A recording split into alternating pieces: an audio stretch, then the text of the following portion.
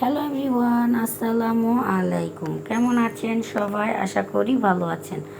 আলহামদুলিল্লাহ, আমরাও ভালো আছি। আজ আপনাদের সামনে মজাদার আরেকটি রেসিপি নিয়ে আবারও হাজির হয়ে গেলাম। সেটা হলো গরুর গোস্তের কাবাব। গরুর গোস্তের কালো কাবাব কিভাবে তৈরি করতে হয় আজ আমি আপনাদের এই ফুল ভিডিওতে দেখিয়ে দিব।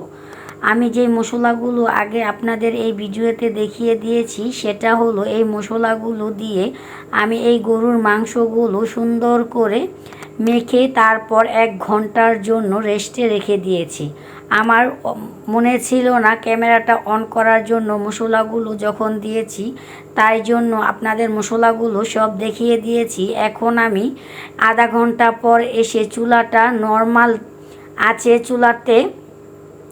চুলাটা জ্বালিয়ে দিলাম। জ্বালিয়ে দেওয়ার পর আমি একটি খুন্তির সাহায্যে মাংসগুলো একটু নেড়ে দিচ্ছি। কারণ হলো আগে আমি এই গরুর গোস্তে কালো কাবাবটা তৈরি করতে কি করে মাংসটা তৈরি করব আগে সেটাই দেখাচ্ছি। মাংসটা আগে আমি অল্প আছে যে মশলাগুলো দিয়ে ম্যাগনেট করে রেখেছি ওই মশলাটাই থেকে পানি ছাড়বে, তাই আমি আগে সুন্দর করে একদম নর্মাল আছে মাংসগুলো সিদ্ধ করে নিচ্ছি, যাতে মাংসর মাঝে কোনো কাঁচা কোনো ভাব না থাকে তার জন্য। এখন কিন্তু দেখতেই পাচ্ছেন আস্তে আস্তে যে নর্মাল হিটে আমি মাংসগুলো সিদ্ধ করার জন্য ট্রাই করছি, ওই আস্তে আস্তে কিন্তু পানিগুলো ছাড়ছে আর সুন্দর করে তেলের একটি কালার চলে আসছে। আপনারা চাইলে এইভাবে ঘরোয়া পদ্ধতি দিয়ে বাড়িতে গরুর মাংস কালো বারবিকিউ করে খেতে পারবেন। আমি কিন্তু আমার লাইফের ফার্স্ট টাইম এই বারবিকিউটা করেছি। মাশাল্লাহ, খেতে অনেক মজাদার হয়েছে। এখন দেখতেই পাচ্ছেন আমার গরুর মাংসটা মোটামুটি কিন্তু একদম সিদ্ধ হয়ে গেছে আর মাংস থেকে পানিগুলো সব চলে গেছে। এখন যেটা দেখছেন সেটা হলো মশলা, আর মশলার যে আমি হালকা একটু গরুর তেল ব্যবহার করেছি। আমি বারবার বলছি আমার কিন্তু মনে ছিল না, যখন আমি মাংসগুলো মাখিয়ে রাখবো তখন আমার মনে ছিল না, তাই আপনাদের ভিডিওতে দেখাতে পারিনি।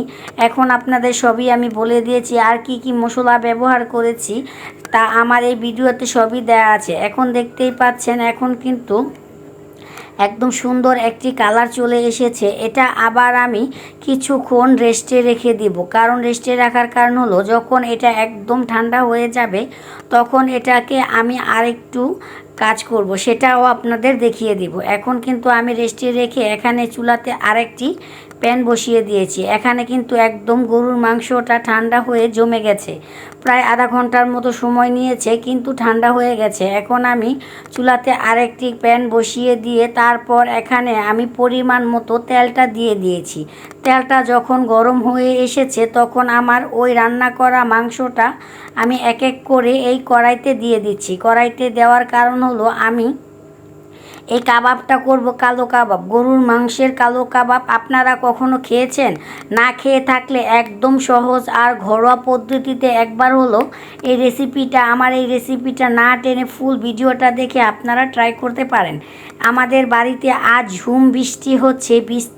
বৃষ্টির সময় বৃষ্টির টাইপের মনে হয় যে কী জানি খেলে ভালো হবে, তার জন্য আজকের আমার এই কাবাবটা তৈরি করা। আমার বাচ্চারা তো খুবই খুশি, তারা বাসায় বসে বসে কাবাব খেতে পারবে। আর আপনাদের বারবার বলে দেই, চুলার আঁচটা কিন্তু একদম লো আঁচে রাখবেন। বেশি জাল দিলে কিন্তু আপনার এই কালো কাবাবটা হবে না, পুড়ে যাবে, কিন্তু মাংস খেতে মজাদার হবে না। যেই মোচমোচো ভাবটা হবে বা খেতে যে স্মেলটা আসবে, মশলাগুলো ঢুকবে, ওটা কিন্তু ঢুকবে না।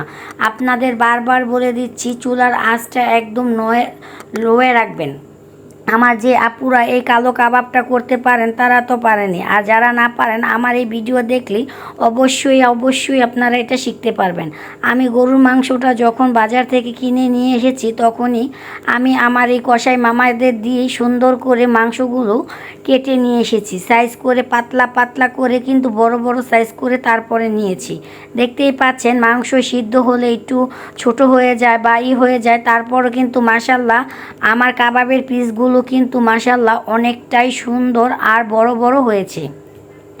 আপনাদের দেখিয়ে দিচ্ছি। আপনারা কিন্তু যখন বৃষ্টি হবে বা হঠাৎ করে বাড়িতে মেহমান চলে আসবে, আপনারা কিন্তু সন্ধ্যায় এই নাস্তাটা আপনাদের ফ্যামিলি সবাইকেই দিতে পারবেন।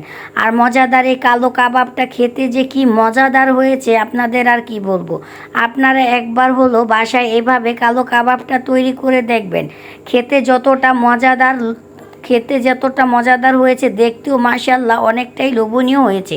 এখানে আবার আমি কাবাব ভাজা কিছু তেল দিয়ে মজাদার গরম গরম পরোটা ভেজে দিয়েছি। দেখতেই পাচ্ছেন আজকের সন্ধ্যার অল্প সময়ে আমার এই রান্নার ভিডিওটা কিন্তু একদম কমপ্লিট। দেখতেই মাশাআল্লাহ অনেকটা লোভনীয় লাগছে। আর আপনারা যারা এই কাবাবটা রান্না করতে চান, আমার ভিডিওটা একবার দেখলেই ওই কাবাবটা অটোমেটিকলি শিখে ফেলতে পারবেন। আর এখানে কি কি মশলা দেওয়া আছে, সবই কি কি মশলা আমি ব্যবহার করেছি, সব মশলা এই ভিডিওতে দেওয়া আছে। আর আমাদের ভিডিওটা যদি আপনাদের ভালো লাগে, আমার চ্যানেলটাকে সাবস্ক্রাইব করে দিবেন। পাশে থাকা বেল বাটনটি বাজিয়ে নতুন নতুন ভিডিও পেতে আমাদের সাথেই থাকবেন। আল্লাহ হাফেজ।